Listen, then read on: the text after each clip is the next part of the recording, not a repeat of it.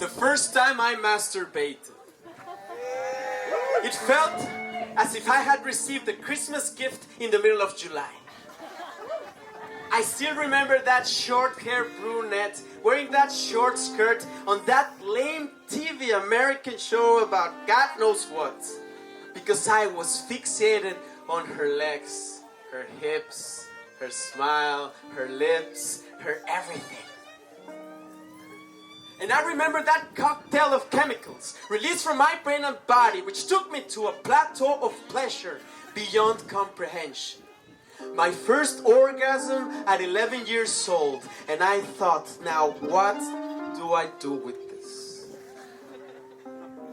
And I remember my voice changing, and my pubes sprouting like vines sitting up a desert, like vines turning a cloud into rain, like vines becoming an armor of shame, and a force in my body I couldn't explain.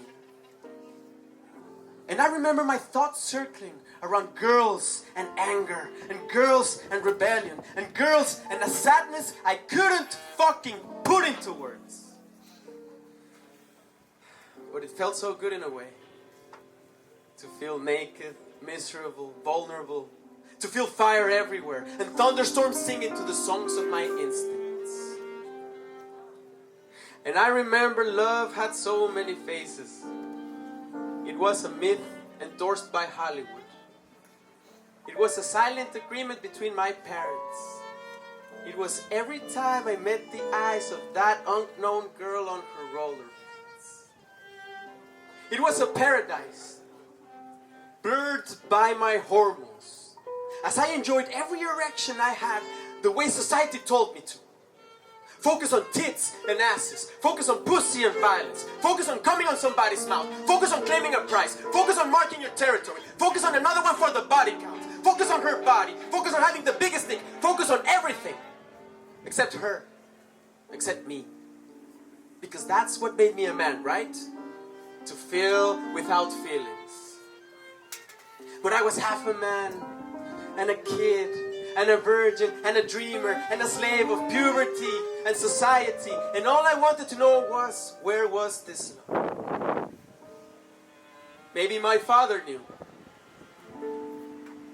Maybe it was underneath the avoidance to talk about sex with his son, because whatever they taught me at school was enough. The dick goes in the vagina, and 9 months later a baby comes out. Let's not make it awkward, nor talk about consent and connection. Or maybe it was underneath all the porn he stashed on his computer. Or underneath the hidden chat conversations he had with other women, which I happened to read anyways, and kept to myself to protect my mother and my brother. And I thought, maybe he was just as confused as I was. So where was this love? Where is this love? Maybe it's underneath our macho man disguise. Maybe it's underneath the color blue. Maybe it's underneath the confessions hard to swallow. Maybe it's underneath the tears we hold inside. Maybe it's underneath the fact that my truest strength is shown when I admit how weak and broken I feel at times. So maybe it's underneath me, waiting for the time I decide to forgive myself for not knowing all the answers. Thank you very much, everyone, for joining me. Thank you, Sandro.